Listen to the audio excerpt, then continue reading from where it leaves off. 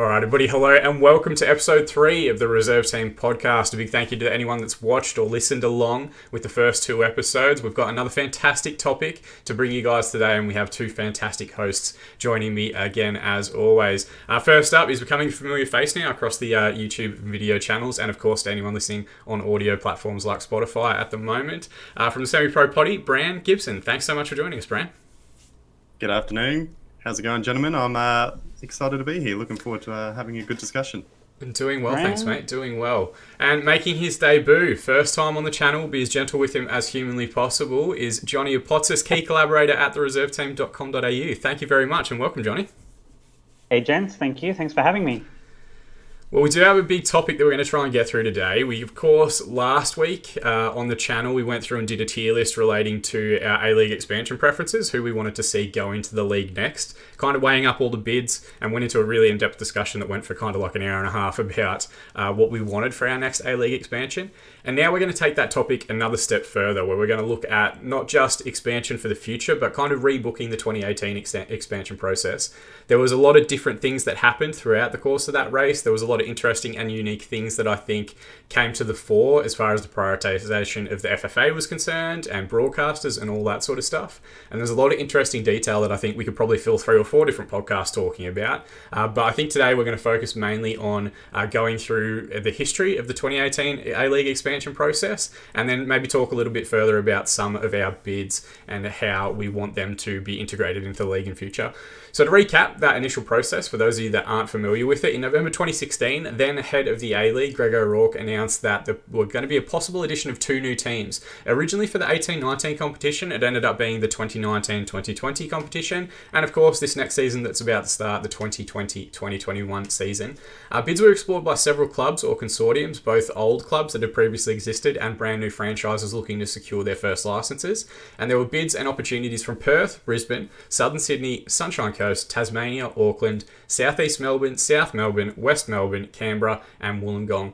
Those initial 15 bids would trim down to 10, then a group of 8, and then a final 6, which frustratingly for a lot of people comprised mostly of bids from Melbourne and Sydney. In December 2018, the FFA announced they'd accepted the bid of Western United to join the league in the 1920 season, who've been playing out of the GM HBA Stadium in Geelong for their first 3 years, with a view that Wyndham Stadium will eventually be constructed in Tarneit, and that was a huge part of their bid that we'll talk about further as we discuss them. The second bid accepted was that of Macarthur Fc, who will join the league in the 2020-2021 off-season. They're in their first ever off-season right now. Interestingly, and we have to make a note of it early, Western United paid an $18 million licence fee up front, with $14 million of that to be paid back over the course of 4 years, ending in 2022 by the FFA. Macarthur, they signed up for a $12.5 million licence fee, which they were able to pay in instalments over the course of a 2-year period due to their later entry into the league. $9.75 million of that is due back from the FFA by 2022 as well. Both licences were the most money offered of any of the bidding teams to purchase their place in the A-League itself. Gentlemen, and Johnny, I'll go to you first to help break you in and get you comfortable in the podcast setup. What are some of your immediate impressions of the A-League expansion process that we just experienced, and high-level detail on the 2 bids, Western United and Macarthur FC? Look, I'm definitely one of those people that was extremely frustrated and found it aggravating that Sydney and Melbourne still had bids being considered in general, because I just think we have oversaturated the Sydney and Melbourne markets, especially the metropolitan regions. So I was not at all a fan of Western United or the Macarthur FC bids from the get-go. In my defence, from the get-go, they've since proved, that. In the case of Western United, they've proved that they're, not just here to make up the numbers. They're actually a viable and club, and that they're also, pretty serious as well about contending for finals football. But yeah, my thoughts were just it needs to go elsewhere. So I was a little disappointed because I felt like it was a real missed opportunity for 2 other bids potentially in different markets. But whole lot of other factors that come into play when you consider that. High level view on the 2 bids. Yeah, look, I think as I said, Western United proved in their first season they're not just here to make up the numbers, they're here to actually contend. They did a really good job of making themselves a solid outfit last season. And without, necessarily copying in their own way, I hope that Macarthur FC, also prove to be a viable expansion club, and that they too prove that they're not just here to make up the numbers, that they're also going to be a contender. Yeah, I think you make some good points. I think from an FFA perspective, you can kind of understand where their heads might have been at, having been burnt previously by expansions in, the Gold Coast and North Queensland that didn't quite work out. And then there's that relative security that comes with the expansions being successful in Western Sydney and, of course, Melbourne Heart, then becoming Melbourne City as well. The interesting part about that is you would think the rationale or their line of thinking was that more derbies in more cities would help the teams better. And we'll talk about this further, I'm sure, when we get to our preferred bids. But I would have thought, rather than looking for third teams in Sydney and Melbourne, they would be looking to get further city derbies and maybe more teams in Brisbane and Adelaide and places like that have been consistently positive in the A-League itself. Bran, what are some of your immediate impressions of the topic and then the two bids that we've discussed? Well, I thought overall they were two intriguing bids. I mean, they were both maybe a little bit of a surprise because they weren't necessarily the front runners, sort of picking up on what you mentioned there, Sean, as well. I just thought that both of them were very, very safe bets for expansion from the league. I mean, the league itself, really couldn't afford more expansion failures. I mean, the New Zealand Knights, the Gold Coast United and North Queensland Fury all folded. Personally, I'd even throw the Melbourne Heart in there. Sean, I know we're Heart and City fans, but prior to the City takeover, Heart were really struggling financially, and that was in, quite a large Melbourne market. So I thought that these two expansion bids were very, very safe. They were very conservative, very low risk. So I think that was probably the main driving factor. And you mentioned the money that they paid there. I thought the league really sort of hedged their bets with both of them. But, I mean, they both had interesting starts in their short time in the league, and I'm looking forward to breaking it down a bit more. Yeah, I think you make an interesting point about the previous bids and the financial difficulties because, Melbourne Heart, perhaps the biggest criticism that they get, and Melbourne City now as well, is their struggle to identify with a particular region or find a club identity that really resonates with a lot of people. And I think the FFA tends to, and we'll go through and unpack this further as well, but it felt like for a long time within the FFA organisation, it was business people making decisions in football as opposed to football people making good business decisions where, potentially they were looking really at the financial aspects of a particular bid rather than its suitability for the region or its suitability for the league. Both of which we'll talk about a little bit further, maybe when we talk about Western United and Macarthur, and see which of them we think has already identified a better club identity and which one still has a little bit of work to go. But first, we'll look a little bit further at Western United's successful bid. So they're comprised of an ownership group consisting of Australian-based investors, including ex-Socceroo Steve Horvat, a prominent football agent Lou Steker, who's been involved in and around Football Federation Victoria for quite a few years, and other prominent owners in and around the real estate development industry, construction, and a few other places. This was initially fronted by Australian Sports Ventures, an organisation created to help develop this bid, and it was revealed later in February 2019, after their acceptance to the league, that the upfront licence bid that had been paid, the $18 million instalment, was paid for by the Birmingham City ownership group from the UK, Birmingham Sports Holdings. Birmingham Sports Holdings later withdrew from the project due to a downturn in the Australian housing market that devalued the intended housing developments to be built in the same area as the proposed new stadium in Tarneit, which is very interesting stuff because we don't really see that kind of business deal portion of funding, and I think it's really interesting that really it was a property development perspective that they were looking at that area and how they wanted to build a fresh stadium, but also probably a new suburb or a new housing estate or whatever else to try and recoup some of their no doubt losses in the initial seasons of the A-League. The first staff member was prominent local NPL coach John Anastasiades and former A-League player John Hutchinson, showing a commitment they wanted to bring in prominent and successful NPL coaches. He had a wonderful career at Bentley Greens, and former A-League player John Hutchinson had a good coaching career at Central Coast and then over in the MLS with, I think, Seattle. I could be wrong in that, but by all means, let me know in the comment section below. Noted stalker and bully Mark Rudin was appointed their inaugural head coach. Panagiotis Kone and inaugural captain Alessandro Diamanti headlined as marquee signings for the inaugural season, and the club performed well in their first season, finishing 5th in the regular season, beating Brisbane in their first final appearance in the elimination final, before falling to eventual grand final participant Melbourne City at the semi-final stage. Bran, we'll go to you first. What were some of your thoughts from a Melbourne perspective on Western United's first season, their initial bid process, and then how they've played out over their first year? Well, as I said, I thought it was, a safe bet to put a third team in Melbourne. Having said that, I would have thought that Team 11 in southeast Melbourne, the Dandenong region, was a better option. Melbourne's a little bit different to Sydney, where there isn't that same sort of east-west divide, and I thought that Western United, the West is sort of touted as a big up-and-coming area, but there's not a lot there at the moment, whereas I thought South East Melbourne and Team 11, they've got a lot more there now. There's already a large population there. There's already great community involvement in the sport, and the infrastructure's there too. So whilst that's also a growth area, I thought that had more going for it straight away. Having said that, though, for Western United on the field, though, it was a pretty good first season. As you said, they made the finals. They won a final. They had a pretty strong squad. Alessandro Diamante has been incredible for the league on the field and off the field. Just his personality, his passion, his happiness, his excitement, everything he brings to the game is just brilliant. I thought Kone as well was a good signing to try and attract fans. There's a large Greek community in Melbourne, so I thought trying to sort of establish a bit of a connection there was a good move. Off the field, though, I thought they left a lot to be desired. I thought they sort of struggled to establish a base. Like Tarneit is going to be the home of the stadium, but there's nothing there at the moment. They played in Geelong, but that didn't really work. GMHBA didn't have much of an atmosphere. Ballarat wasn't much better either.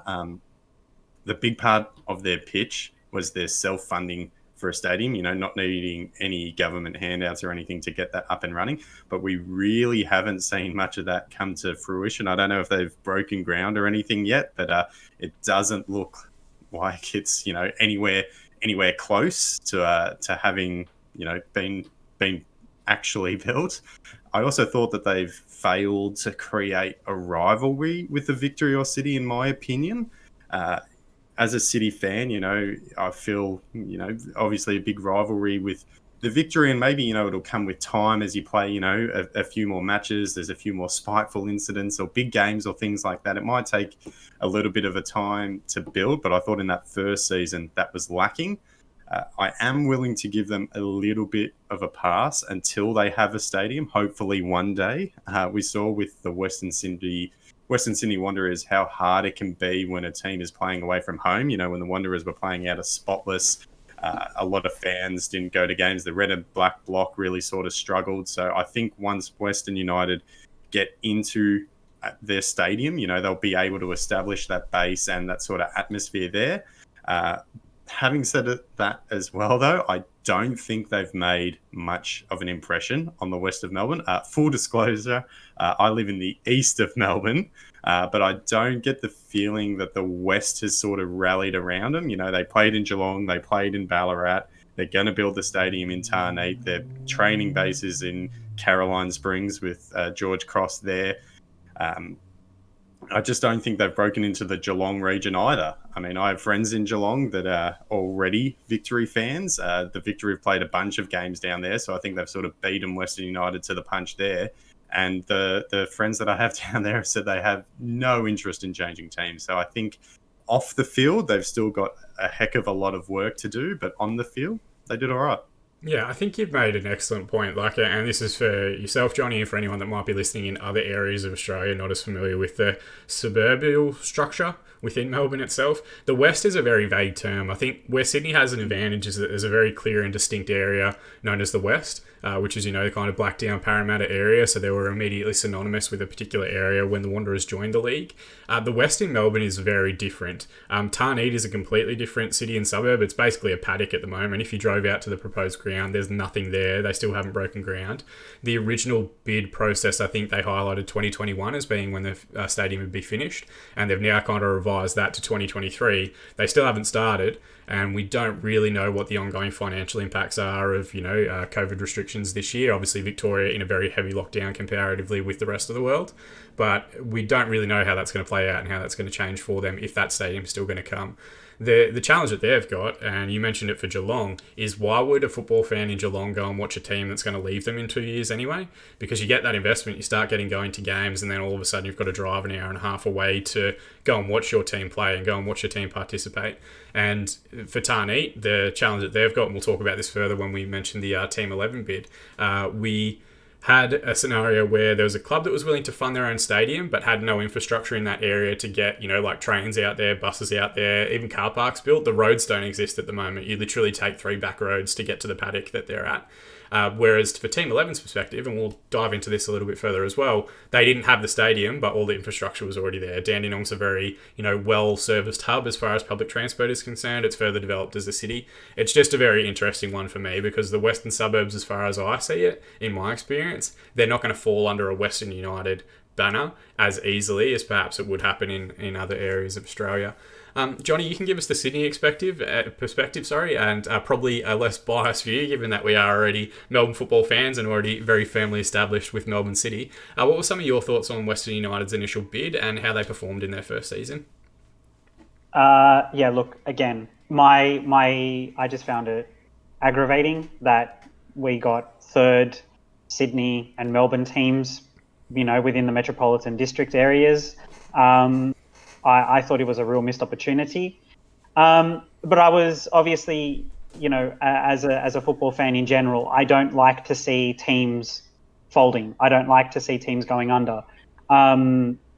So obviously as a football fan, I wanted to see these clubs be viable, and I want to see them viable, and I want to see them sustainable because their sustainability sustains the league, so to speak. So, for me, it's important that they do perform well and that they are not just there to make up the numbers, that they are competitive as much as possible. Obviously, every team will go through, peaks and troughs, but for the most part, I'm looking forward to seeing them both be competitive. And Western United really proved that. They put together a very, very good, roster in their first season. There were some really, well-known names there. And yes, I agree. They did as much as they possibly could to, give themselves the best chance of getting bums on seats with regards to the signings of Diamante and Panayotis Kone. You can't fault them for wanting to play to the market that they're in. It's common knowledge that they're, at least in Australia, I feel like it's common knowledge that they're, the largest population outside of Greece is in Melbourne. So play to it, do what you can. We've seen the effects of some really good marquee signings in the past. So may as well give it a shot and see what happens, especially with a new club where there is new opportunity. So I was really impressed by their performance in the first season. I thought they did really, really well. And he's hoping that, again, that they continue with that momentum and that they do, I guess, in their own way, establish their own rivalries. And I agree with Brenson. These rivalries, I don't necessarily like to think of them as manufactured, but it takes time. And I guess as Western United develops their own identity and what it means to be Western United, as opposed to being Melbourne Victory, as opposed to being Melbourne City, hopefully more and more of their supporters, as they grow, will buy into that rivalry, and we'll see, some more cracking games of football down in Melbourne. Yeah, hopefully.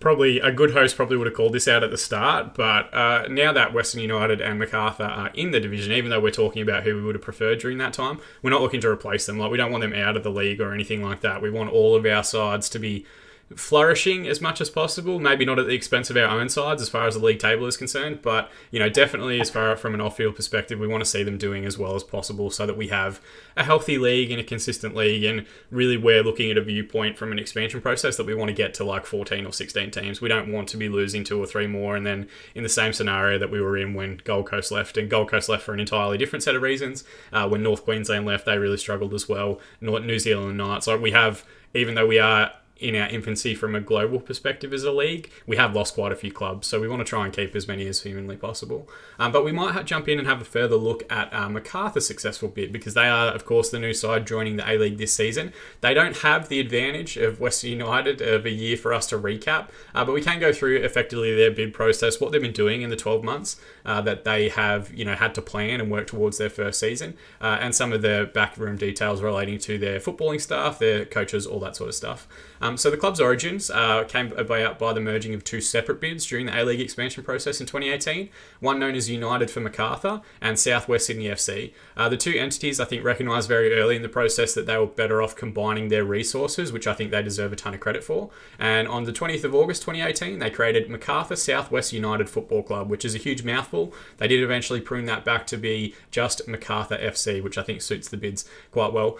We may potentially talk about when we go through some of our future bids as well. There is somewhat always a reluctance from different bid groups to start working together if they're looking in the same areas, or if they're looking, for similar ideas and what they want from the league itself. We'll talk briefly, I think, about Southern Expansion and Wollongong and their inability to work together and their inability to get support in a particular region. I think a ton of credit goes to Macarthur for coming together and saying, we have two bids that are very similar, that are representing the same area. Why not combine our resources to give ourselves the best chance? And I think that helped them quite a bit.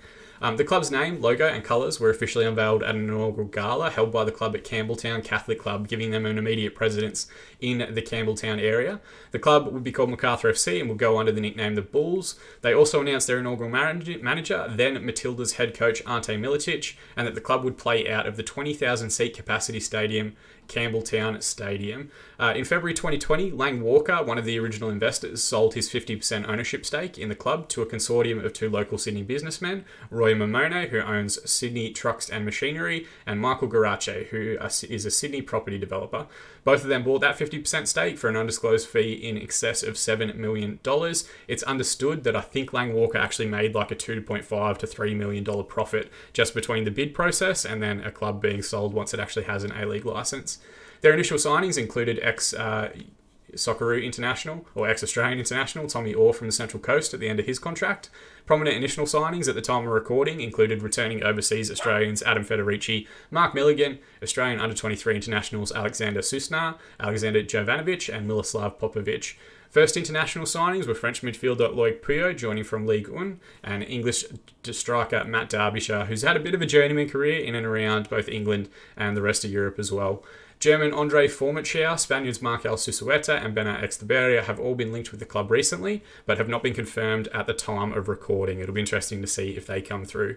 Johnny, you've probably got the best perspective on this one of anyone because you're up in the Sydney area and you kind of get to gauge the heartbeat of Sydney football. What are some of your thoughts on the initial Macarthur bid and their off-season recruitment as they build towards their first competitive appearance in round one? From the outset, Macarthur really stormed onto the stage. Well, Macarthur and Southwest they really stormed onto the stage. And then when they decided to combine their bids into one, it just seems to really make sense from a footballing perspective, from a business perspective. So yeah, from the outset, they really demonstrated that they were serious about their bid and about wanting to be successful.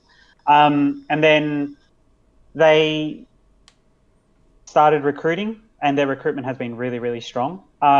They've also started picking up and involving themselves in local associations that there might have been criticism from those local associations with regards to Sydney FC and Western Sydney Wanderers and whose catchment areas they really are. And, now there's, a third team who's just like, oh, we'll take that and we'll take that and we'll take that. And, they're forming catchment area. They formed their own catchment area now, which fills essentially a void and I don't think there really is. But, they've very much now divided the map and everybody knows where the boundaries are. So everyone's sticking to their side, essentially. So a successful bid, a very strong bid. I think, and the few times that I've seen Sydney FC play out of Campbelltown Stadium, a really good venue. So definitely a positive there. I guess it remains to be seen how they'll do, but they're definitely recruiting well for a first season. So he's hoping that their introduction and the derbies now to be had with Western Sydney and with Sydney FC. Hopefully there is a bit of a juicy fixture to look forward to. Yeah, I think you touched on it really well there.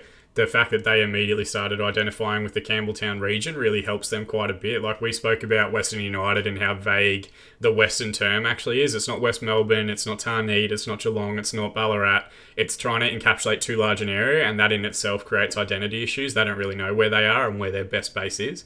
I think the strength of Macarthur and what that they've looked at, probably with the advantage of being able to look retroactively at Western Sydney's expansion, is saying, okay, we're from Campbelltown. That's it. This is our region. This is where we're going after. And if you feel that Campbelltown best represents you, then you are welcome to watch Macarthur. The interesting portion you mentioned is the Sydney FC games. Like I think Sydney is always, I think, and not just Sydney, that would be unfair, but I think all of the original 8 clubs that came into the division, including Wellington in this as well, they're always the loudest ones to complain about market share because they've had their pick of the litter as far as different regions, associations are concerned for quite a few seasons. I don't think Western Sydney particularly cared. I think they were like, nah, we're from the West, that's fine, you can have Campbelltown. And I think, you know, now that there's a side there, it'll be interesting to see if that fan base that was previously watching Sydney FC was just keen to see elite and top tier level football, or if they, you know, were just happy to see football in Campbelltown being represented at that level. So fingers and toes crossed wherever you happen to be in the world that, you know, Campbelltown is up and rocking throughout the course of the season and they start filling it quite regularly. Bran, what are some of your thoughts first on the initial Macarthur bid and then in their off-season recruitment? Again, I thought they were another safe bet. I think playing out of Campbelltown is going to be great. The stadium they've got there appears to be a good venue. It's a good size. It's a good shape. Having your own stadium is a huge plus. But also, I think what's more important than that is having the right stadium too. I mean, linking back to Western United, you know, you look playing out of GMHBA, and it was just a terrible venue for football. You know, it's an Aussie rules oval. It's huge. You know, you go there, you're so far back. It was not exactly by no means an ideal venue for watching football. I think that Macarthur are a step ahead in that respect because playing out of Campbelltown, when they get fans to games, they'll be able to keep them more because the atmosphere at football games, I think, is the number one attraction for our sport. So I think, you know, when you get new fans going, if they go to Campbelltown, the stadium's buzzing, everyone's buzzing, it's going to sort of get them hooked, and I think it'll sort of serve in their favour, you know, to get more fans coming back. You mentioned some of their off-season recruitment. That is an extremely strong squad. I throw even Franjic on top of those players as well. Ante Milicic, I think, is going to be a great first manager as well. So I think off the field, in that respect, they're in really, really good shape. Another thing that I like as well is the cowbells, which we've sort of seen linked with the Macarthur bid. They were I think I first saw them, they were at a pre-season function. There were cowbells at every seat at the table. So I'm not too sure if they've fully taken off. It's not exactly classic football, but I think it's something, you know, that I could get around. You know, it's unique. I don't think any team in the world has cowbells at a soccer game. So I'm happy. I'm happy with that. You know, it might not be classic football, but funnily enough, I reckon I could get a.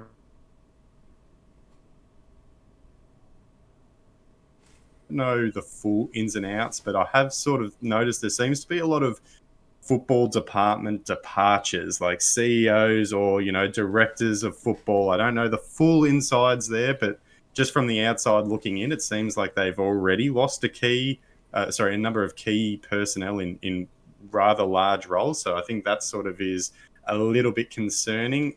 Another thing that I don't like is that their active memberships are extremely expensive. It's a poor way, you know, to attract fans to a new club, in particularly when we know that active support is so crucial to clubs. It's $440 for an active membership, which is exceptionally expensive. I'm pretty sure that's the most in the league.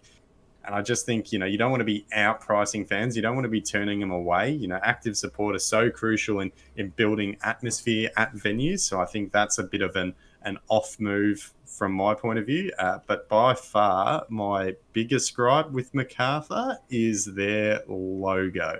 So you might have to cut me off here, Sean, if I get too carried away. I can give a pass on the bull. I don't mind the bull, don't mind the colours, don't mind the design. That's fine. But you cannot be putting stars on your logo like that. They've got 3 stars down the bottom, and that just really, really, really grinds my gears. I mean, stars represent championships, titles. I think Western Sydney have one for the ACL. They're a brand new franchise. They haven't even played a competitive game, let alone won a title, and they're throwing 3 stars on there willy-nilly. For me, that's a big, big, big, big no. I did go up and I had a look at the press release when they release their logo, and they say that it's meant to represent 3 stars from the Southern Cross, but I am not buying that. I mean, there are 5 stars in the Southern Cross, not 3. They're not in that shape either, so I think they've just thrown them on there just to kind of look cool, and from a football perspective, that is a huge no-no. I mean, it would be... Are they 7-pointed? Are they Federation stars, maybe? Are they 7-pointed? Well, no, that's a good question. I don't think they are, but that grinds my gears. That's my biggest gripe with them. But other than that, I think the Macarthur bid overall is in really good shape. I think the stadium, the squad, the manager, the region, I think everything's sort of going in their favour.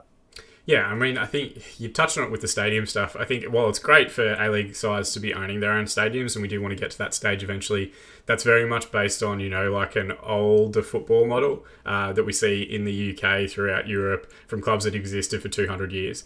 I think in Australia specifically, because of the way that our sports organisations are run, because of the way our state governments tend to be involved in stadium infrastructure, I think Campbelltown's a fantastic stadium. They don't own it, but no one else is using it. It's not like they're sharing it with someone. It's not like it's in a city where they're sharing it with 4 different clubs, similar to, like Sydney Football Stadium in the initial years, Johnny, even to an extent Western Sydney Stadium now. Like, there is a large Western Sydney involvement, but it's also an NRL stadium. The challenges down here with Melbourne Victory and Melbourne City both sharing AAMI Park, they've got a clear identity and a clear home base that they're going to make their own. As far as the Cowbells are concerned, I know that they have taken off. They played their first friendly, I think, 2 weekends ago. We covered it in Weekend Recap, and there was probably about 1,000 Cowbells there. It looks like they're going to be the A-League's version of the Vuvuzela from the 2010 World Cup. So interesting to see that Macarthur looked at the league and thought all that it needed was more cowbell, which will be interesting to see. How do we know it isn't? How do we know it isn't? It could be the answer. They could be right. That's very, very true. Gold Coast United, New Zealand Knights, North Queensland, no cowbells. No cowbells, no club. It would not surprise me if it's the thing that everybody absolutely despises about Macarthur, just that droning cowbell noise in the background. Sometimes it's probably good to drown out some of the A-League commentary that we get, but that incessant humming of the cowbells behind us will be very interesting. We are going to jump now into our mailbag question. Of course, if you want to submit your own mailbag questions, you can drop them in the comment section below, or you can send them through to us at Reserve Team AU over on Twitter.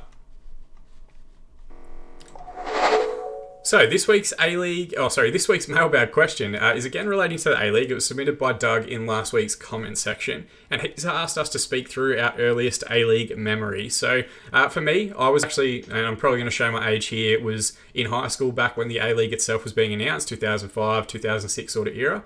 And I remember back on the World Game where they would go and put up like the different squad lists and see what licenses had been announced, what signings they'd made, getting to know their coaches, all that sort of stuff. It was a very exciting time because I didn't have necessarily the same in-depth knowledge of the previous NSL era. Football in Australia hadn't existed for 12 months, so there was a big gap between, I think, everyone's knowledge and what was happening.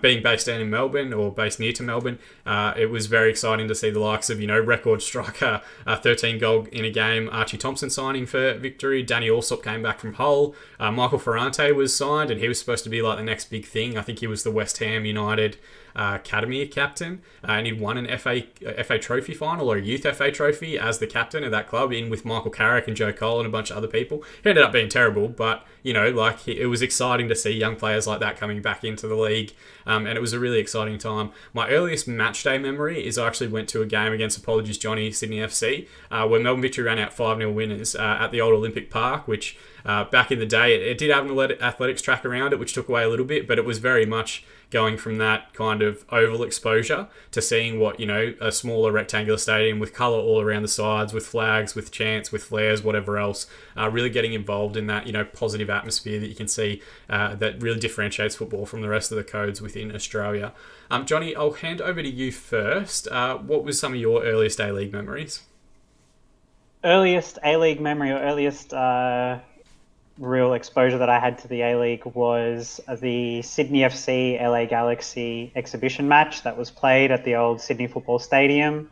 You know, I remember a key incident in that game was I think it was Broski getting a little too comfortable and a little too familiar with Mr. David Beckham, and you know, David Beckham getting up in his face just for a moment there, just reminding Broski that it was a friendly. And then match day experience, I remember it was around 2009, and one of my best friends from university, invited me to go to a Sydney FC game, and it was Sydney Adelaide at the Sydney Football Stadium. I remember the score being 2-1. I do not remember who won that match. I'd like to say Sydney because I was really worried about being bad luck for the team. I would like to think, and I'm going to say I think Sydney FC won that match, but yeah, don't quote me on that. I'd have to go back through the archives and double check that. Yeah, I think, I don't know if anyone else remembers this, but Beckham Cam was a thing. When you were watching the games on Foxtel, the two friendlies they did, you could hit the red button, and it was a camera that just followed David Beckham. It didn't look at the pitch, it didn't tell you the score, there was nothing on it other than, a zoomed-in image of him walking around the pitch, and that was pretty much it. Bring back Beckham Cam, that's all I want to say. Like, we should have had it for, Heskey and Del Piero and whoever else as well. We should have a Diamante cam for off-field stuff. Yeah, I mean, we'll talk about his social media in a little bit, but yeah, just check out his Instagram or his Snapchat if you basically want the Diamante cam, because someone's filming him, I feel like, 24 hours a day, pretty much. Bram, what are some of your earliest A-League memories?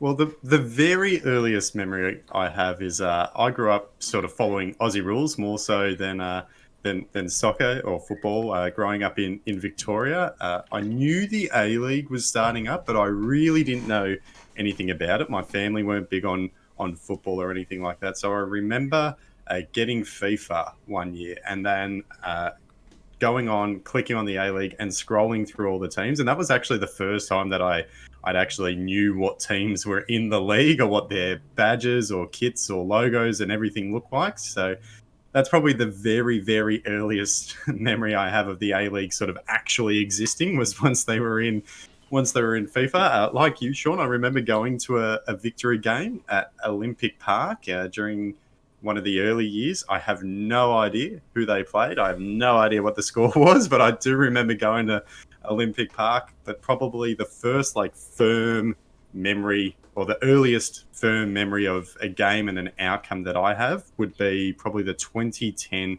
grand final when Sydney defeated the victory on penalties. That's probably the earliest game that I can sort of remember watching from start to finish and remember the outcome. Yeah, Okay. I mean, you've got some interesting memories that come up there. Of course, your first memories would be relating to kits and checking them out on FIFA. That makes a whole bunch of sense given, what we've seen from you over the first few weeks of the channel. But then also fascinating that I think both of us had initial exposure to Melbourne Victory but didn't really stick with the club, and maybe that's something we'll unpack in future weeks to talk about our engagement. They just didn't win our heart, Sean. They just didn't do it. Well, it was you earlier that said you were looking at that weird marketing material for Macarthur, but apparently the Melbourne Heart marketing material worked perfectly on you. So we are going to jump back in. And Johnny, I'm going to hand over to you for the next portion because we want to hear from your preferred 2018 candidates. So of the initial 15 bids that came through and those areas that were spoken about, some were, more complete bids than others, we acknowledge, of course. But I'd love to hear from you as to what your preference would have been during the 2018 expansion race. So two bids that I really wanted to see take off were Auckland and Brisbane. And I don't know if I'm causing controversy with that one. I'm definitely a Knicks in person. I am not a Knicks out person. As difficult as it may be, or as it may cause some complications if they ever do actually win a championship. So I really wanted to see a second team somewhere in New Zealand. I think that would have been a really good opportunity to, I think, help Phoenix's own issues that they're having currently in the league. I know that a lot of the issues that they're having are because, New Zealand, it's no secret, as early as last week, they hammered the Wallabies. So, they are a rugby nation. They've made no secret of that. So I think football itself probably could have done with trying to market itself. And I think even in a country like New Zealand, they are too big for just one team. So I would have liked to have seen an Auckland, whether it's Auckland City or another, a completely different Auckland franchise. I would have liked to have seen an Auckland bid get up. Brisbane, look, I'm going to pack Brisbane and Sunshine Coast in on one. Sunshine Gold Coast. I think it's no secret. Especially with the footballing codes, that teams go to the Gold Coast to die. So, Sunshine Coast, Gold Coast Suns. They seem to be doing all right. So I can't really talk to that. But I think Brisbane really needed a second team. Or even something like Townsville again. North Queensland Fury. I think when they folded, they became a different outfit at the grassroots level. But I think up there now you've got Far North Queensland Football Heat. Mouthful in itself to say, but they're an outfit I think which have kind of taken over football in that Far North Queensland catchment area where North Queensland Fury were playing. So I would have something like that. I just feel that if Sydney and Melbourne now are too big for one team, two teams, three teams even, or in New South Wales's case, 5 teams, then sorry, but Queensland is also too big for just one team. Otherwise, go back to being Queensland Raw, if that's going to be the case. So, I just feel like another team somewhere in Queensland. And for me, Brisbane, I think they really needed another bid. So I think you make some interesting points. I think one of the things that we spoke about in our tier list the other day was what happens in areas where we've tried to do teams before but hasn't necessarily been successful, and does that kind of prioritise other regions differently? Like Brisbane has consistently had a lot of bidders. They had Brisbane Strikers originally, Brisbane City, Ipswich / West Brisbane, I think was kind of the rough bid name that they were using during that time, loosely related to Western Pride. And they consistently, every time there is an expansion bid, show interest that they do want to join the league. But I'm curious if the FFA looks at it, if broadcasters look at it and say, we failed on the Gold Coast, we failed in Far North Queensland. You mentioned, I think, Northern Fury is the Phoenix club that came up out of the Fury in the A-League folding in their 2013-2014 season. And then they've also got Far North Queensland Heat that you also mentioned. There is a community representation for football in that area, but is it sustainable at a higher division, or is that something you look at for a national second tier? And I think the same conversation kind of applies to Auckland as well, where New Zealand Knights obviously struggle quite a bit. Auckland City, I think, are always mooted as being a club that could potentially join, but then their CEO or chairman or whatever he is and their head coach have both said things contradictory to them actually entering the A-League about, they'd have to be winning for Auckland fans to go and watch, which is tough, but, at least they're being honest. At least they're showing the reality of the situation there. I do think one of the parts that we potentially haven't mentioned enough in this episode is the way that additional expansion sides in certain cities do galvanise the other side in that team as well. So we know that Melbourne Victory really went to another level once Melbourne City and Melbourne Heart joined the league, because they had, someone to compete against for the hearts and minds within a city itself. We know, and John, you might not necessarily agree with me, but we know Western Sydney's initial success really helped Sydney, take their next steps to going to being an elite level competition leader, and I think they're enjoying their most successful period in the A-League consistently because of the way that Western Sydney has continued to drive them to be better each year. And I'm sure it sticks in the teeth of a lot of different Sydney FC members, that one ACL championship win, because that's something that Sydney FC really should have been making more of a push for in previous seasons, as should all of the other A-League clubs that have qualified for ACL. So yeah, I think there is quite a bit that comes into it. It would be interesting to see how would Auckland being added galvanise Wellington as far as some of those key metrics that we hear about crowd size, fan engagement, TV viewership, all that sort of stuff. And the same for Brisbane Roar. Brisbane Roar have effectively been on a downturn since the 2012-2013 Postecoglou era, where their crowd numbers are dipping, their success on the field hasn't been quite as good. Would a secondary Brisbane team, and I do think from my perspective, a secondary Brisbane team would be preferred to somewhere like Sunshine Coast, Gold Coast, Far North Queensland for the time being? Would that help galvanise them and help give them, a better footballing department and more consistent challenges throughout the course of the year, and higher crowd sizes as well for the 3 derbies that they'll get throughout the course of the season? Bran, I'll hand over to you. What are some of your thoughts on first an additional Brisbane side and then also an Auckland team joining the competition again as well? Well, I think they're both good suggestions. I would love to see both of them in the league one day. I will be honest, though, I do have some concerns or reservations. I can see why they weren't put in. I think Brisbane, a second team in Brisbane, is a great idea. But as you sort of touched on there, Sean, the Raw have really sort of not struggled, but they've sort of, been on a slow decline in terms of crowd numbers. They don't have their own stadium, like playing out of Suncorp's a mess. There's talks of them going to Dolphin Stadium, but we don't know if that's actually going to come to fruition or not. So I think Brisbane Raw have to get sorted out before you try to put a second team in there.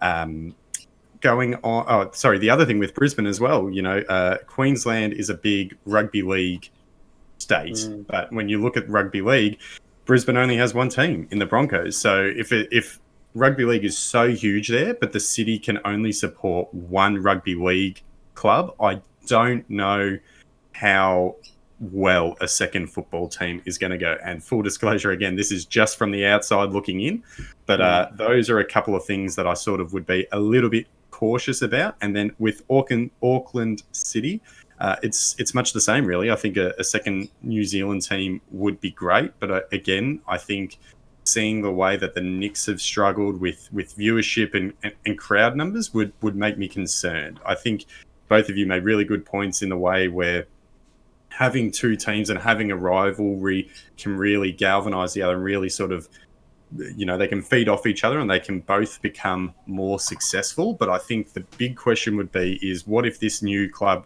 in both Auckland and Brisbane struggles? I mean, we saw with the Heart their first few years, they were the little brother. They didn't have the finances, they didn't have the support, they didn't have the on-field talent, they weren't an established club, and they struggled to compete. And if it wasn't for City, they were on the brink of folding. So I think that would be the big question for both of those is if they can't succeed straight away, I'd have, pretty big concerns.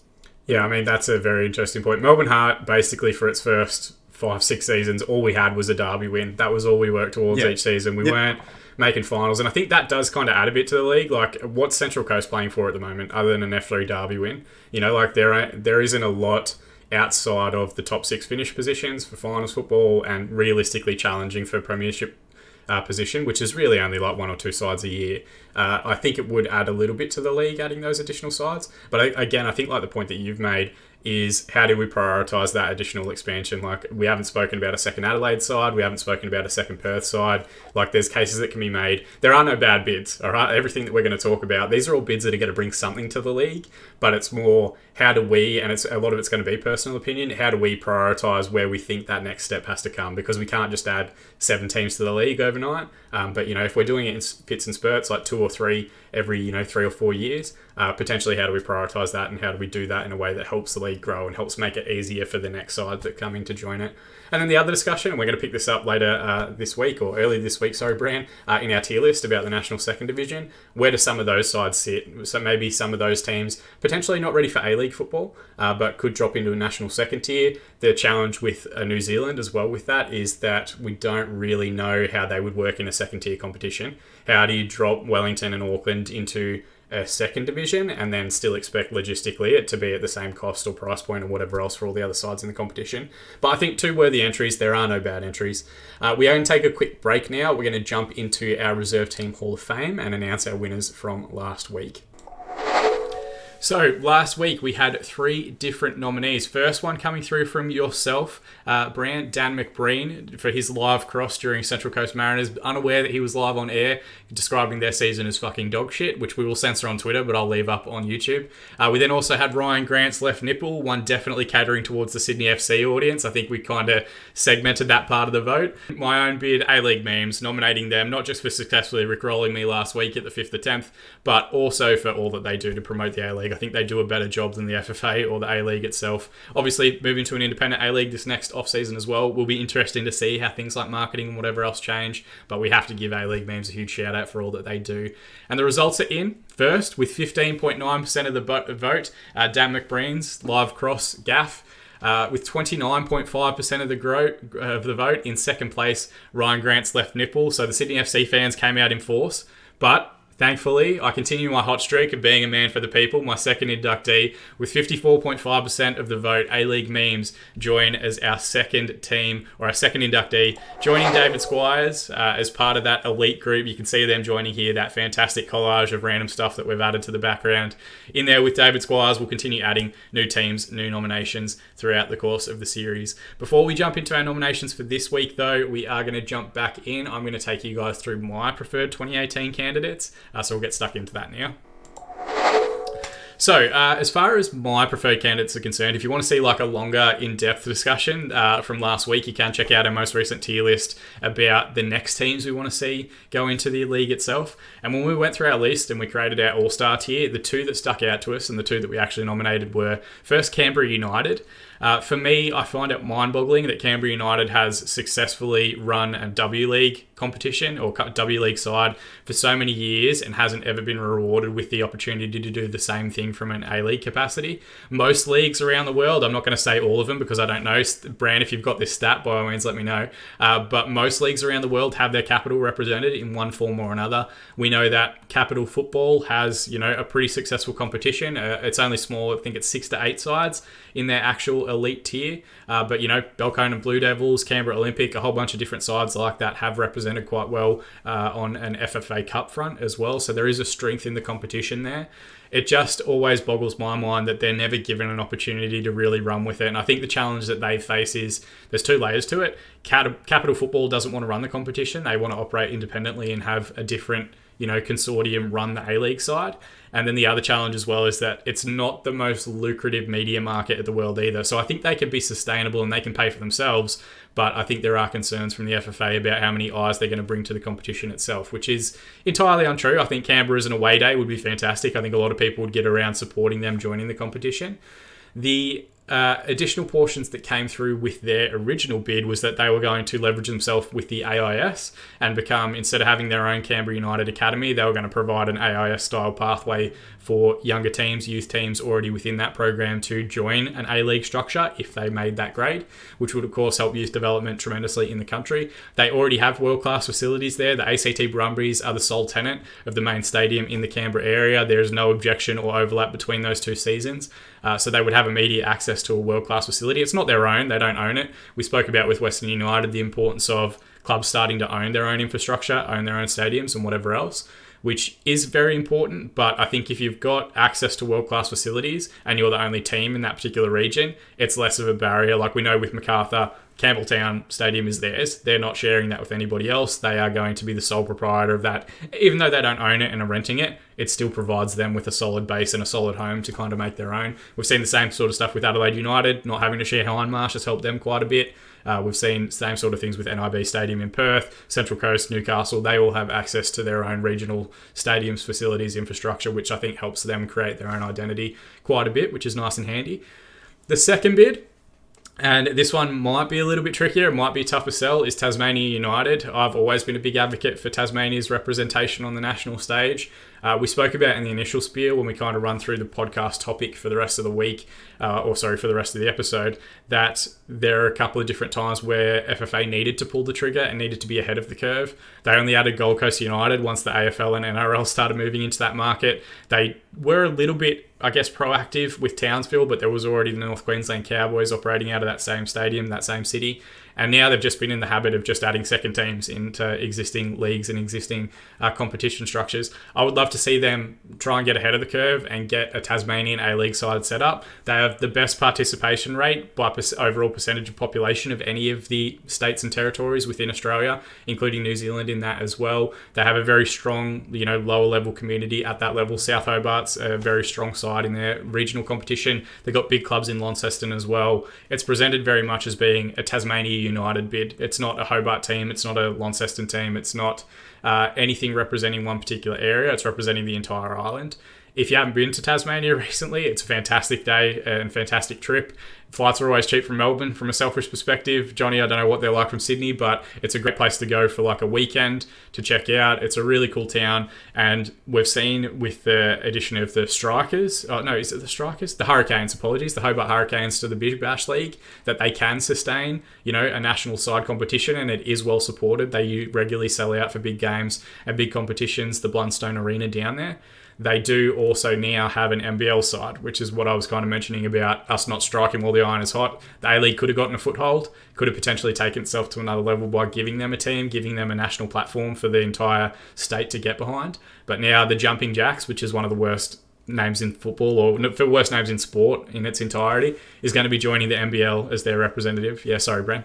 Jack Jumpers, apologies. Well, they're both terrible. There's probably, someone getting paid a lot of marketing money to figure out that name and figure out a unique identity, but unique isn't always good. So I think that's probably a lesson to take from there. But again, I think this is another missed opportunity bid where this would have been fantastic to see Tasmania going in this season as the first, real national representative in a competition outside of cricket or whatever else. And I think they need more elite sporting competition, or at least more elite sporting opportunities. From the looks of it, AFL's not interested, NRL's not interested, so why aren't we making the most of these areas where other codes are less competitive and that we can compete for, media inches as far as, newspaper, television reporting is concerned, and effectively there's no competition other than the local state leagues relating to other teams that could potentially take some of their bid. So I'll hand over to you first, Johnny. I've gone through a whole bunch, but I'm a momentum talker. By the time I build up that momentum, I just keep going all the way through. But first, what are some of your thoughts and feelings on Canberra, and then also on Tasmania United as well? When the A-League was doing those country rounds where you would, the teams would play in a rural area. Sydney FC used to play out of Campbelltown Stadium. Blundstone Arena was being used by Melbourne Victory for those games, in that week. So it's not as if we haven't seen Tasmanians turning out for football. So I agree. Missed opportunity there. I think it's high time that we moved away from the Sydney-Melbourne dominance in our league. And I think it was Bran who said, or even yourself, Shaun, I think we've just all been advocating for a move. You need money, right? We get it. You need money in order to run a football club. But it becomes aggravating at some times when viable teams are overlooked for a very quick cash grab. Yeah, it does fuel some cynicism in the decision-making process. It would be so out of character for soccer Twitter at any point to be cynical about something that the FFA said or did. I don't think I've ever seen anything like that happen before, Johnny. What are some of your thoughts, Bran, on Canberra and Tassie? It's got two main opinions, really, for why I think they haven't succeeded in their bids. I totally agree with both of you that I think they should be in line for A-League teams, and it's a bit annoying that they haven't yet got one. But I have two reasons why I think they haven't. The first is I don't think the upside is there from a league perspective. You look at Western United and Macarthur, real sort of growth areas. When you look at Tassie and Canberra, I don't think it's, I don't think the plus side is there, from a sort of growing the game point of view. And that sort of leads into my second point, which is I think, the A-League can just afford to sort of string these two bids along. They've already got them essentially in their back pocket.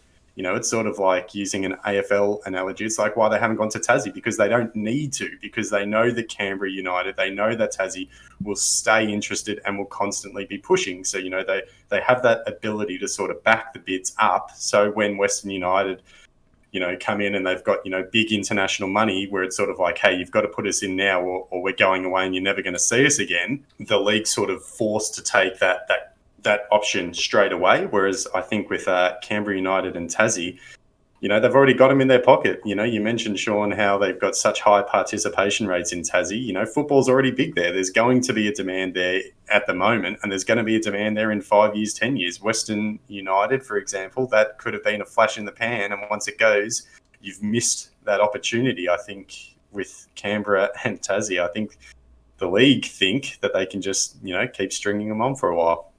Yeah, and I mean, we have to probably give them a shout out, but Canberra has, since 2005, had an active fan supporter group that is still yet to see a game for their club at an A-League level. I think they do still do some stuff with the W-League side, but they have arguably the longest fan supporter group for a team that has never actually played in the competition ever. So shout out to them for keeping the bid going. Shout out to them for always being ready and available to be there when called upon. We're going to jump back into our reserve team Hall of Fame nominations now. So, Johnny, just to bring you up to speed, each week, of course, we each nominate something to go into the Reserve Team Hall of Fame. We're now putting it out to Soccer Twitter to go and decide who's going to go in each and every week. So far, A-League Memes, as you've just seen, and David Squire's already the first two inductees. I'm going to hand over to Bran first, just to set the tone. Bran, who are you nominating for this week's Hall of Fame inductee? Well, I think, we've got a nice backdrop there with A-League Memes. We've got the background of their cover photo. What I think we need next is a nice soundtrack to go in the Hall of Fame, and I think there would be no better nomination than the presets and My People, like the OG soundtrack of the A-League. When we're talking about early A-League memories, this is actually possibly my earliest, thinking about it now. Like, what an iconic song, and to this day, whenever I hear it, I go, oh yeah, that's the A-League theme. I get instant A-League vibes whenever I hear it. I think that would be a nice add a nice another dimension to our Hall of Fame. I think that's a good one because it is a banger. Forget the football aspect to it. It was a huge song when it came out, like 2009, 2010, I think. The first one, whammy. The first one I remember, and this is going to show my age a little bit, but Scribe, he was a New Zealand rapper that did this song called Not Many, If Any, and the initial A-League adverts were just players doing skills. And if you Google them on YouTube now, they're not the greatest skills that you're ever going to see. So it's just kind of, it's this little echo chamber of 2005 football. I think Nick Carl does a roulette, and that's the biggest trick that anyone does in any of it. I think Archie Thompson dribbles twice, and the second one comes off his shin, and they cut away before it hits the ground. So there's a couple of different, fantastic little pockets of space. I think My People is a great shout. Johnny, big pressure, first time with a Hall of Fame inductee. Who are you nominating this week?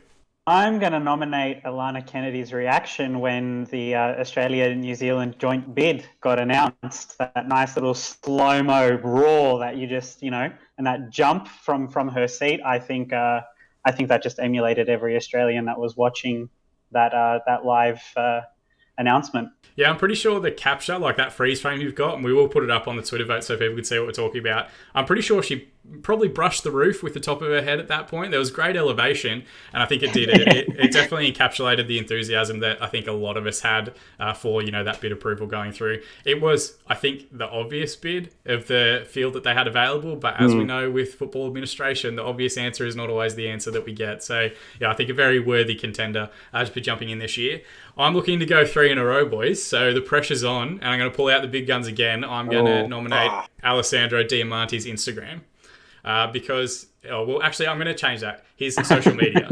Because his Instagram's fantastic, his Snapchat's fantastic. There's Poi Boy shirts that you can buy now. I'll find a link and I'll put it in the description below. But I think we talk about ideal A-League marquees and we want them to be fantastic on the field, which he's absolutely been. And he's been fantastic off the field as well. There's always fantastic playlists and stuff and just random videos of him doing shit in his car or around his house or whatever else. I think his social media game has been at marquee levels, perhaps the best marquee in terms of their media integration that we've seen at any point throughout the history of the league.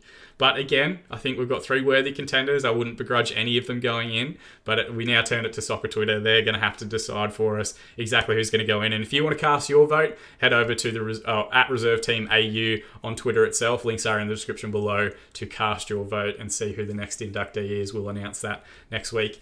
Jumping back in, we're going to hand over to yourself, Bran, to go through your nominations to head in for the next expansion or to rebook the 2018 expansion. So my 2 preferred candidates for 2018, the 2 bids that I was sort of getting behind. Firstly, Sean, we spoke about it, Team 11 in Melbourne. I think if you had to put a team in Melbourne, I would have gone for them. I thought that, the southeast Dandenong sort of region was just so much more enticing than Western United from every aspect other than the financials, which I know is a huge factor, but everything else, like if you compared the bids, I thought favoured Team 11. There's sort of more culture. I know in your tier list you talked about how culturally diverse that region is. I think that would have been a great spot to put a team. There's more infrastructure there. Again, you mentioned, like train lines, it's a lot easier to get to. I think it would have resulted in a far better identity. I don't think that you get much of an identity with the west of Melbourne. I mean, the same can be said for the southeast, but I think they would have, with it being sort of a more established region, I think it would have been a lot easier for them to sort of create that. The last thing that was sort of, their biggest downfall was the Stadium Conundrum, as you mentioned, again, sort of getting in the chicken and egg situation of the Victorian government wouldn't give them money for a stadium until they secured a bid, but they couldn't secure a bid without funding. So, they could just never ending. They kind of got stuck there. So I would have liked to see Team 11 in Melbourne. And the other bit I would have liked would have been a Wollongong. I thought Wollongong would have been a great bid for New South Wales. Shaun, you mentioned in the tier list, teams like South Melbourne, old sort of NSL teams. Part of the problem you have with them is, it sort of only attracts those old school NSL fans, but also only fans of that particular team. If you brought in a South Melbourne, you wouldn't be attracting any Heidelberg United, any Melbourne Knights, any Bentley Greens. None of those fans would have hopped on. I think Wollongong, again, from the outside looking in, is sort of regional and detached enough where you don't have that issue. You're not going to turn away other fans. The whole city, the whole town can really get around it. So I thought they would have been the perfect candidate for an established former NSL club to make a leap into the A-League. Yeah, I think a lot's been made about connecting, first of all, Wollongong, the old football and the new football, and how do they best integrate that. And I think it's becoming clearer and clearer that perhaps they're only ever going to do that via a second tier. There aren't that many clubs, Perth Glory being the one. I think Newcastle technically got brought across as well due to the late era in the NSL itself. Adelaide United as well. They don't seem to want to go back to that well again because they haven't with any of the previous expansions. It's all about independent IP. But I think one of the fascinating little battles, we spoke about Macarthur and United for Macarthur and Southwest Sydney FC joining their bids together. Southern expansion and the Southern Shire was a huge area talked about by the FFA. It was definitely David Gallup's love child, so to speak, in terms of what he wanted for the league itself. But then Southern expansion wasn't well received by anybody other than the FFA. When fan engagement took place, they said, we've got a team, it's Wollongong. So they weren't worried about joining the A-League. I think they've done a really great job of keeping what is a very, as you mentioned, regional area united behind that singular club. They're not really looking to, go and support a new A-League venture. They want to get Wollongong Wolves in the league itself. And I think they've done a really good job of continuing to keep people invested about getting them into that competition. We spoke about it in our tier list a little bit. I think the best way to finish off Wollongong Wolves' story and their narrative about getting into the league is for them to be, a top tier initial inductee into a second division. And then they just walk into the A-League going through as champions after the first, second tier season, just flipping everybody off, saying you made it as difficult as possible, but we're here anyway. And I think that would be a fantastic narrative for them to close out what has been an unnecessarily difficult journey, because they are fantastically well run. They've got their own stadium. No, they don't own it, but nobody else uses it in the league itself. They've got a passionate supporter base, and I think again they galvanise quite a bit of the different coastal features to the region as well. New South Wales probably doesn't need right now additional teams, but maybe that's another derby, a coastal derby against Central Coast Mariners or something like that. Two very similar areas with similar catchments. They're going to have competitive derbies with Campbelltown because it would be their closest Sydney side, with Sydney FC, with Western Sydney. I think they add a lot to the league.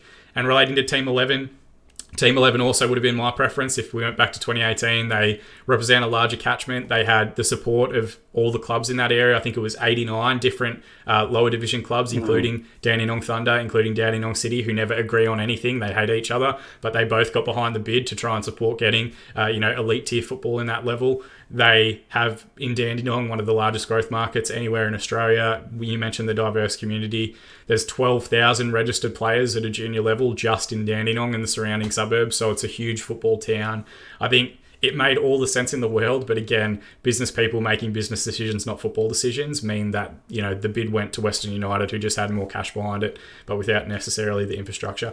I think there's two challenges as well relating to Melbourne specifically. Our state government will not put money behind anything until they've got an A-League license, and I don't think the state government was going to come forward and say, yes, we're going to assist and provide, $8 million worth of funding for the upgrade of Casey Stadium, which I think was mooted, or the new stadium site that they'd announced for Team 11 just next to Dandenong Railway Station. And that wasn't going to happen until they got the bid. So it did get that chicken and egg stage, as you've called out correctly.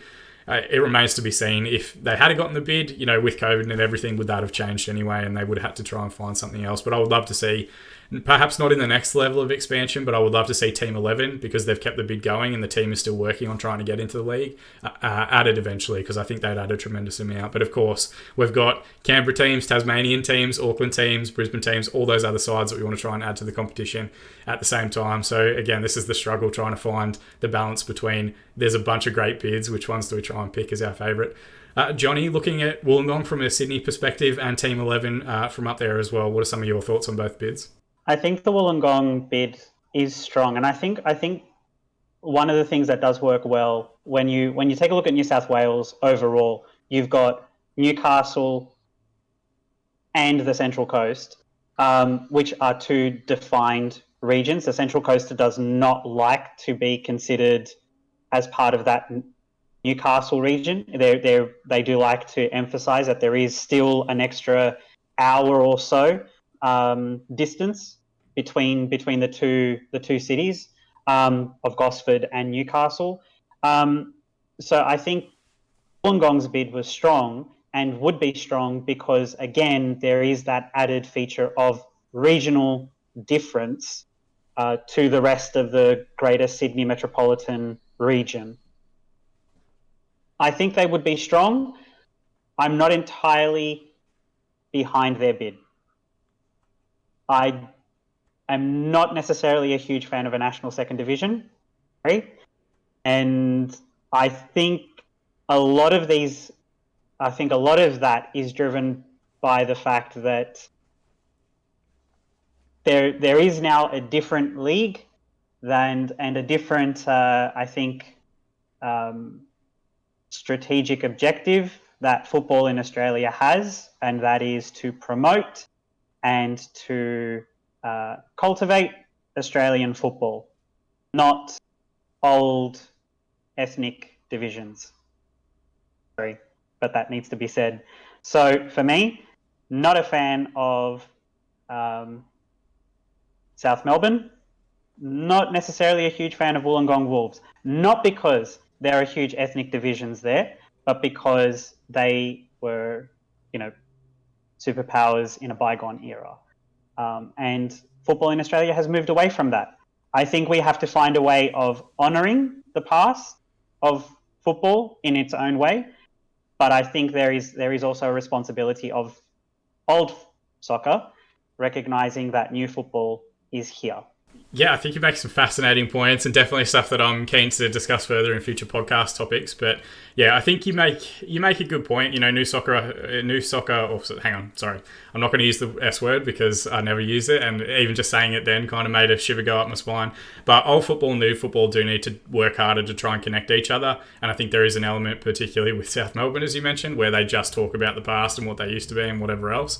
And while yes, it's important to recognise our history, there is, what's the evolution, what's the next thing going to be? And one of those challenges is for a lot of those old clubs, how are they going to bring new eyes to the competition? How are they going to bring new people to the competition? I think Wollongong is a little bit different because it is that specific region. I think they would, there's probably kids there that have never really experienced having a local side at that level of competition, which could be an interesting thing for it. But, maybe it's not a national second tier. Maybe it's like an MPL playoff type thing and just one team goes up, one team comes down. Maybe it stays state specific. But I think we definitely need to come back to that, and we definitely need to have that as a future podcast topic because I think you make some fascinating points that it would be great to unpack further. And I think that, to a degree, that element of new football, is where you have bids like Team 11, where they come into it and they're able to use these other smaller clubs as catchments. They're able to use them as development, as means of feeding their academies and feeding their first teams.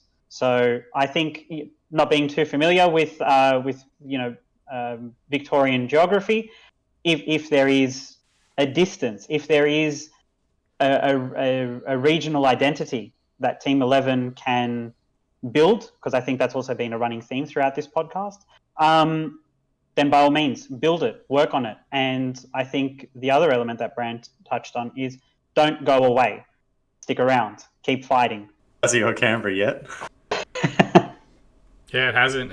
And I think like the interesting probably juxtaposition to your point, John, is that a lot of those clubs didn't disappear. You know, like when the NSL folded, those clubs didn't go away. They just integrated back into NPL competitions. Like they do have, there has to be something going on even at a community level with those clubs, that there are enough people there that care about the game and that want to be involved in the game at any tier. And I think that's the biggest credit we can give to a lot of those old football sides, is that they're not disappearing. They're not just interested in the A-League. They're not just interested in national tier sponsorship and stuff like that. Those clubs are still going and they're still relatively successful. South Melbourne's success depends on who you ask, but they are still a very big club and deserve to be respected. Wollongong as well, they're still winning competitions. They're still doing quite well in the NPL competition in Sydney itself. So good to see that they are still continuing, and we're not losing clubs. We're not losing participation. We're only adding new football, and hopefully soon bringing old football back into it as well. We're now going to jump forward to our speculation segment. Now, what we do in this period is we kind of start looking towards the future more, what we want to see. We've spoken about who we want to see in the division, because quite a few of our picks weren't actually integrated, and we would love to see all 6 sides added, I think, at some point in the future as well. But first, I'm going to switch over to you, Bran. What are some of your hopes for the 2 expansion sides that have joined the competition, Macarthur and Western United? And what are some of your hopes just overall for the next expansion process?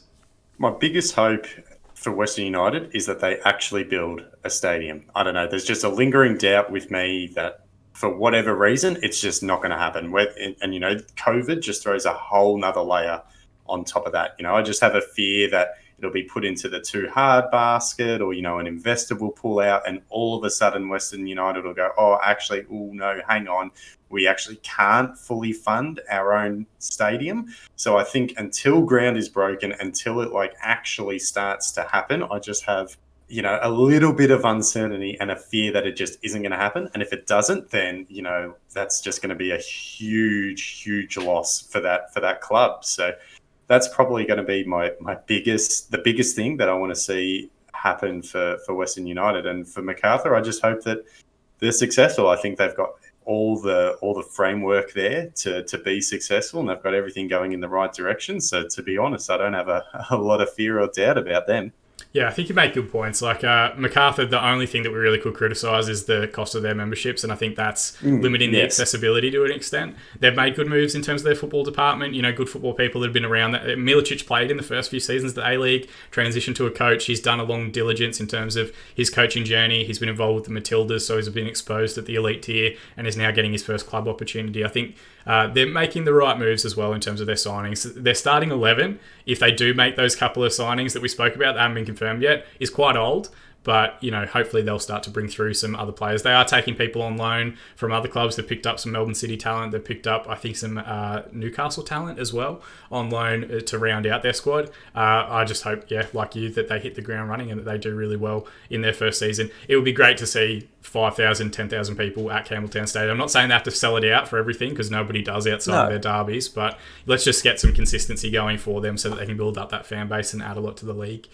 Johnny, what are some of your thoughts on one, Western United and Macarthur, and what you hope for them, and then your hopes for the next period of expansion as well?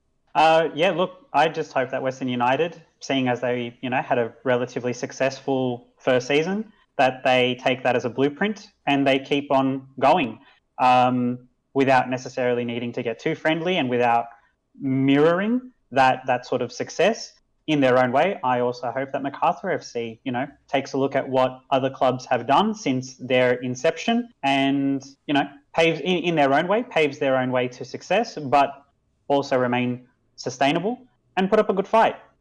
Prove to the rest of the league that they're not just there to make up numbers, that they are there to be competitive. That's all you ever want, really, from a competitive league, right? Great. It's always nice having that derby dominance, whether it's City over Victory or whether it's Sydney over Western Sydney or vice versa. I don't know what the day counts are so far for each of those teams over their crosstown rivals, but you just want to have a competitive league. So that's my hope for that. Into the next era of expansion, I would just like to see a move away from Sydney and Melbourne. That's my only hope. Very simple hope there, FFA. Just pretend that Sydney and Melbourne don't exist. Yeah, if you saw a map of the clubs, like the different club crests on a map of Australia and New Zealand, it's starting to get congested, and there's a big gap in a whole lot of different sections. Obviously, you know, Cairns and Darwin and that sort of area is always going to be a little bit barren just because of the separation with our different states and cities and our populations. But yeah, it's starting to get a little bit shady. Like Canberra would fill that in nicely. Tassie would fill that in nicely. Another Brisbane side and Auckland side, you know, different team in Adelaide as well. Like we would start filling in that map a little bit more and getting more representation for a lot of different people. And I think as far as, you know, Macarthur, Western United are concerned, if Macarthur's looking at the league and just thinking that it needs more cowbell as the solution, hopefully that's the answer that everybody needs and that they've got their marketing strategy down and ready to go. But that does bring us to the end of another successful podcast. Thank you both very much for joining us. Johnny, we'll give you the chance first. If people want to check out more of your content, your social media details, your reserve team details, all that sort of stuff, where can people find out more about you? Predominantly at Apotsis on Twitter. That's where you'll find me. Yeah, give us a shout out. Shoot us over a DM. Please be kind. I can make no guarantees. The people, like, sometimes the nastiest people are the ones that you're on the podcast with, and then everybody else out there is generally lovely and respectful. But there will, of course, That's be links. manageable. Yeah, there will, of course, be links down to your articles and to your social media in the description below if you want to go and check out Johnny and give him a follow as well. Bran, as always, you're always on here, so you should be able to reel this off very, very quickly. But if people want to follow you more, see more of your content, where can they find? I'm at Bran Gibson on Twitter. If people are interested in more detailed stuff about the NPL in Victoria, I do have a podcast, the Semi-Pro Potty, that focuses entirely on the NPL in Victoria. And Sean, I'm just looking forward to getting to chat all things football again sometime soon. Yeah, hopefully. And if anyone wants to hear about Fulham's Panenka penalty routines, Bran's Twitter is the place to go lately at the moment anyway. But we won't get bogged down in that because otherwise we'll be going for another half an hour. As always, though, thank you so much for following along with the journey. If you want to help support the channel, you can drop a like on this video. Helps us get higher in YouTube search results when people look for content. You can also go and subscribe on Spotify if you want to be kept up to date on our audio platform, which is now live for the podcast itself. But more than anything, we just appreciate you guys coming along for the journey and listening along with us. As always, I've been Sean, and we'll see you guys all again next time.